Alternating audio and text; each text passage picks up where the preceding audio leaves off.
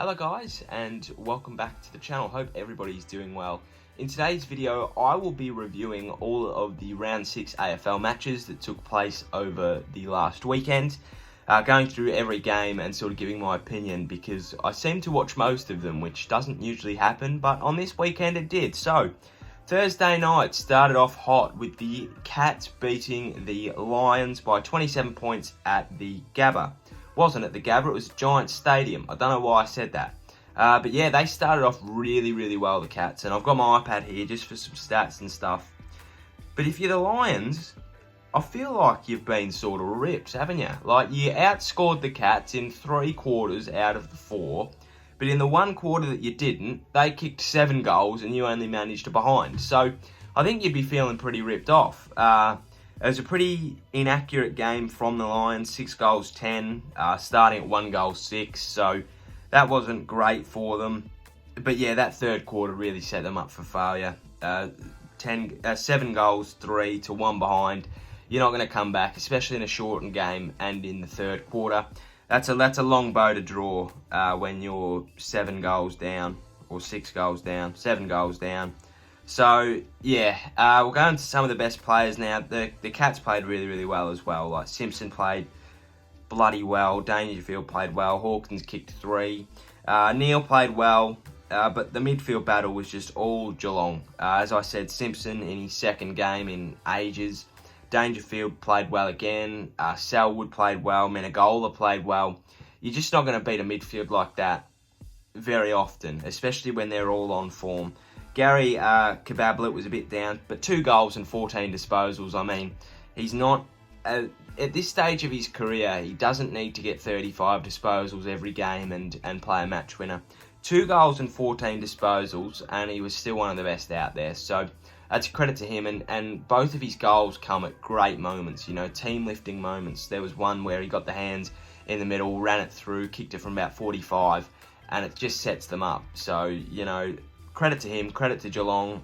They sit second now, I think. So, yeah, that was a game that they need to win. So, yeah, to keep them out of that logjam, which we'll get to in a minute. So, yeah, Cats by 27 on Thursday night. Friday night game now, and I didn't watch much of this. I was at a mate's place, but looking at all reports and stuff, looks like Collingwood sort of ran away with it. 5 goal to 1 first quarter sort of sets you up. Well, you would think. Apparently a 7 goal to 1 quarter doesn't set you up if you're St Kilda, but that's another story. I've done a review on that. Wasn't good. But yeah, they played well. Stalemate in the second and the third, really. Not much scoring done at all. Or the fourth. Yeah, that was, that's a very weird game to look at. It looks like, yeah, jeez. That would not good if you're a Hawthorn supporter. 3 goals, 9. But yeah, look, Treloar, again, it was done in the midfield, but if we're looking at the fantasy and also some of the stats, you'd also feel a little bit unlucky if you were a Hawthorn. But by the look at this, it's all done in the forward line. You know, Sicily played well, 28 disposals. Mitchell with 33. Smith with 26. And Shield with 20, but 35 and 22 to both Treloar and Adams, as well as Darcy Moore in the back line. You're not going to win many one-on-one contests against him. So it looks like it was done all in front of the scoreboard, you know, 5-1 in the first quarter. And then, yeah, they just kept peppering the scoreboard. It's always difficult to come back from, I think, especially now. And if you don't adjust to the conditions, which I don't think the Hawks did very well, you know, you're not going to win many games of football, especially when you're not converting in front of goal. And the Pies made them pay on that front. They played some really good possession footy, the Pies. They kept the ball off the Hawks for the majority of it.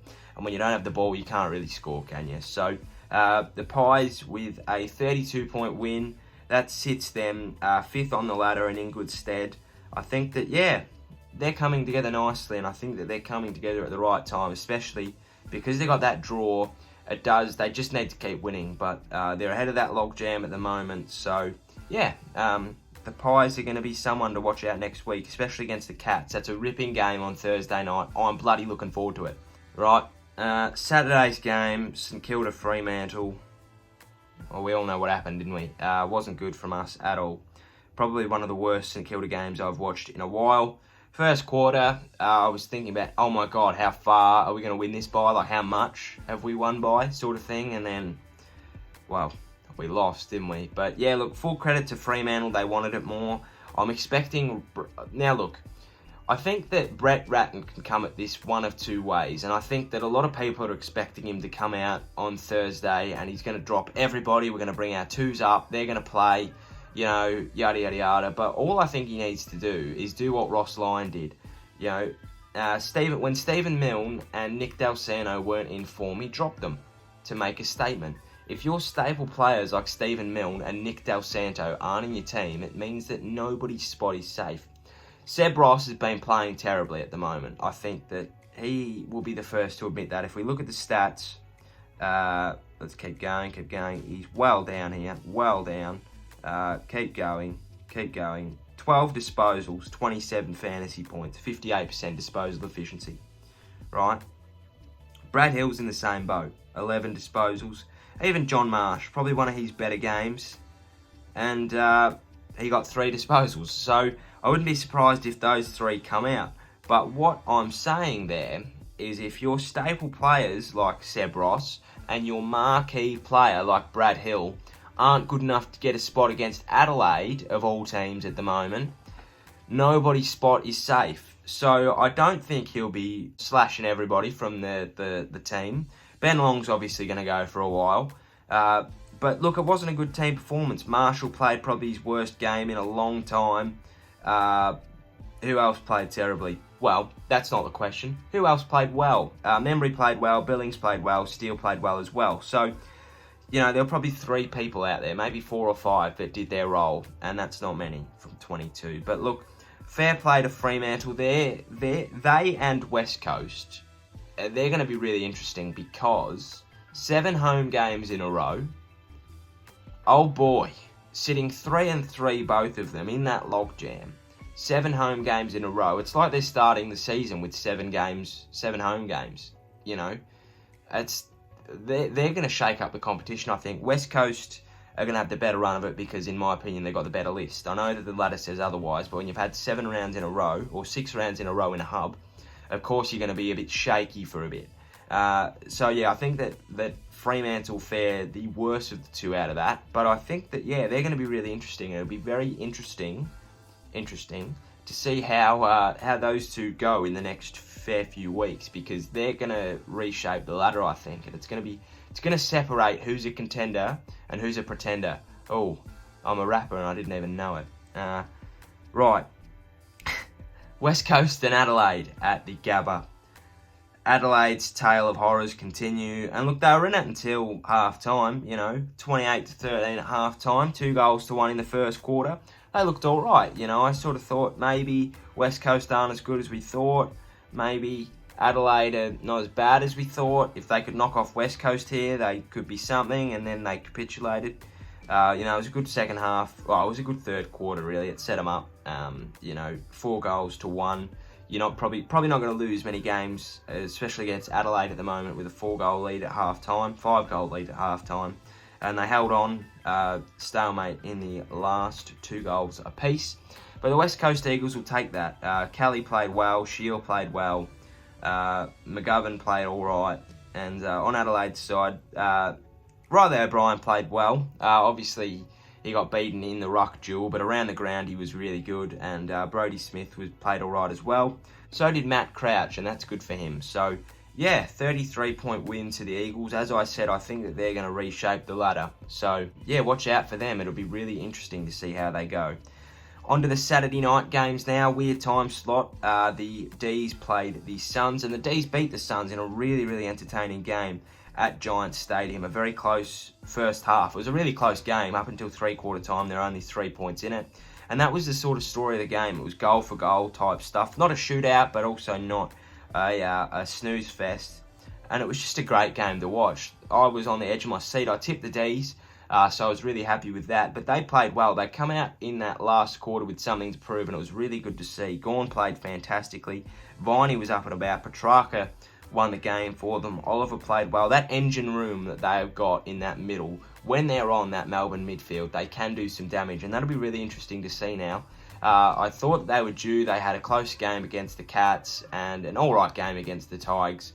I thought that, yeah, maybe Gold Coast aren't as good as we've thought they are. I think that they have had a very, very lucky fixture, much like a lot of teams at the moment. You know, you're either having a lucky fixture or an unlucky fixture.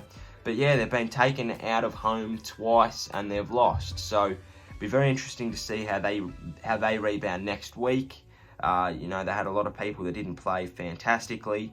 McPherson was in my super coach team at the start of the year, and I'm bloody glad I didn't keep him. So yeah, but Alice played well. Greenwood played fantastic. He's been a really good acquisition for the Suns. Isaac Rankin on debut. He's going to be a star in the future. But yeah, the D's ran away with that, and they deserve to as well. So yeah, they move up to 15th now. They jump above North, so that's good for them, I guess. Right, speaking of North, they lost. 14-point loss, another close game. Yeah, they were up at half-time by... sorry, my bad. They were up at quarter-time by a little bit. Couldn't hold on. But yeah, inaccuracy was an issue for them. It was an issue for both teams, but Essendon were just a little bit better. A 3-goal second and third term saw them sort of set up a win, and they sort of just ran away with it in the last. But yeah, they played all right, both teams. I think that Essendon just played a little bit better. Shield is gone for 2 weeks. I don't see that getting overturned. He ran straight past the ball and hit Curtis Taylor. I know I shouldn't be talking about high bumps being a St Kilda supporter, but it is what it is. Goldstein kicked a goal and had 19, played really, really well. And Andrew Phillips, although he has had better games as a Bomber. He played fantastic the other day against Collingwood. He played quite well, so he's been a really good pickup for them as well. But yeah, it was a pretty even game. I thought that, yeah, 14 points was probably a bit steep. The Kangaroos sort of mounted to come back late, but it was too little too late. And yeah, the Bombers with a game in hand, they're looking interesting. But we've also got to say that they have had a somewhat easy fixture. If we just look back at who they've played, round 1, Fremantle, I guess, sort of an easy game. Round 2, Sydney, again, sort of an easy game. Round 3, obviously they didn't play Melbourne. 4, they played Carlton and they lost. Somewhat of an easy game, obviously not, but on paper. And then they had a difficult game last week against the Pies, and 2 weeks ago against the Pies. And in round 6 they had North. So they move on to the Dogs again.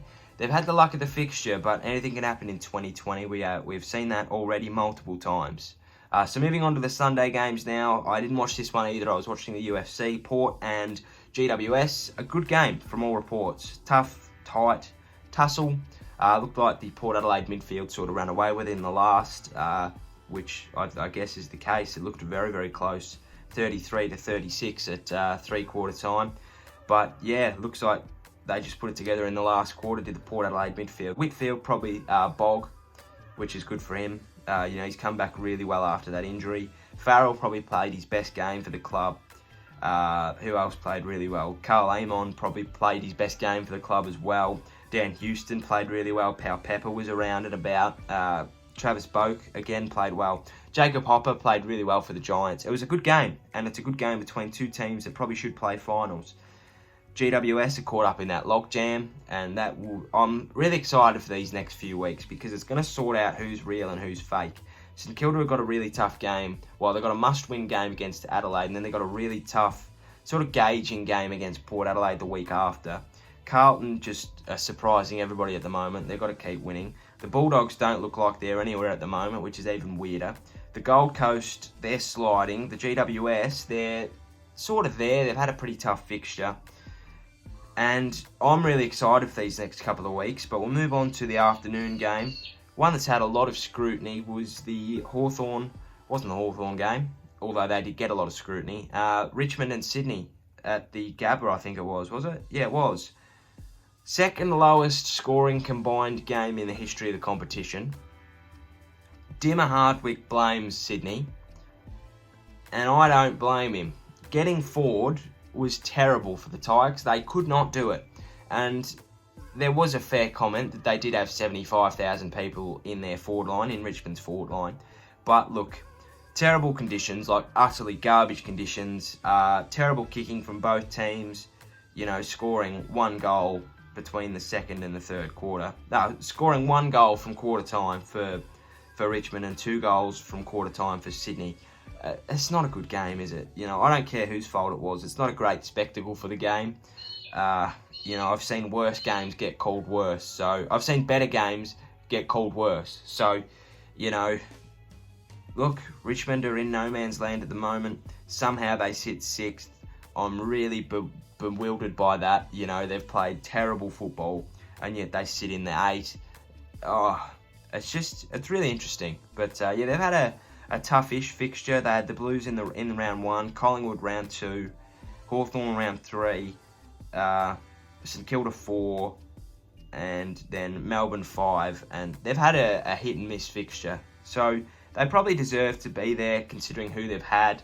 But who they've lost to, they don't deserve to be in the 8 at all, in my opinion.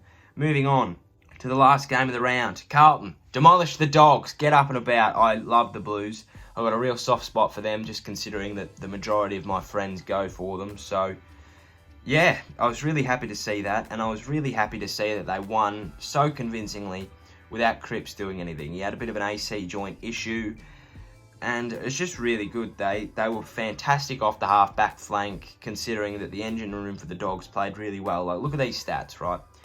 27 for Hunter, 26 for McRae and Smith, 22 for Bontempelli.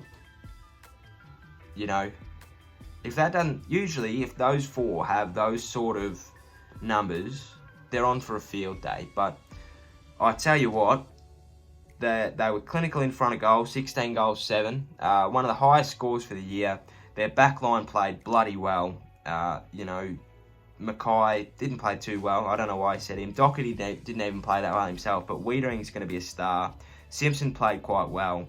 Off the half-back flank, Setterfield, Gibbons, Petrevsky, Seaton all played well. Unfortunately, a couple of injuries with Murphy going down late, and Cripps was hampered by something. So, yeah, it's going to be interesting to see how the Blues go. They're in the 8 for the first time in 7 years, I think. Who have they got this week? Port Adelaide. That is a danger game for both teams. Carlton have got the potential to knock off anybody at the moment. And, yeah, it's one that I think is going to really see where they're at. They've had a pretty difficult fixture. They probably should be a game further than what they are. They probably should have beaten Melbourne. But, Richmond, Melbourne, which they should have won. Geelong, which they did win. Essendon, which is a tough game. St Kilda, which is neither here nor there. And then the Western Bulldogs. They've done quite well for what they've had. A Carlton team of old would have lost the majority of them. So, I'm really excited to see where this competition goes. Of course, I want my St Kilda team to do well, but at the end of the day, it's anybody's to win. Port Adelaide look like the clear favourite at the moment, in my opinion. But I'm really excited for this next block of games. I think it's going to be really interesting. It's really exciting. We'll really sort out where teams are in the ladder, and that logjam between 5th and 13th. I know that Collingwood and Richmond are a half a game up, but, you could even go 2nd, if Geelong, Brisbane and Essendon all lose, makes it interesting. So, yeah, thank you for watching. Hope you enjoyed this round 6 review. If you want to see more of this stuff where I go through every game after the round, feel free to let me know. It's something I'm intrigued and interested to keep on doing. So yeah, thank you for watching. Have a great day. I'll see you tomorrow for some tips probably, and Thursday for a preview, and there'll be some more stuff coming. It'll be fun. So look out for all of that. Enjoy your day. Cheerio, sayonara, and goodbye.